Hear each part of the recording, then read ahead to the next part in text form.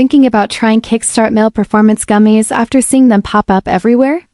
You're not alone, they seem to be all over the internet, promising big results with just a simple daily gummy. But before you spend your hard-earned money, this review breaks down everything you need to know, the good, the bad, and the truth behind the hype. At first glance, the fact that they're being sold on Amazon might give a slight sense of credibility, since Amazon does have some standards for listings. But when you look closer, the cracks start to show.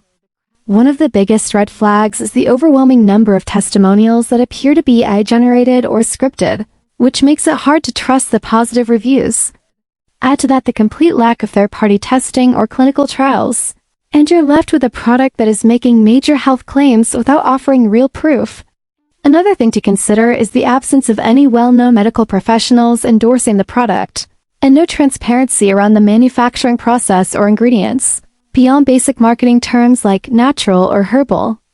Some users say they noticed a mild difference, while others experienced no results at all even after weeks of use.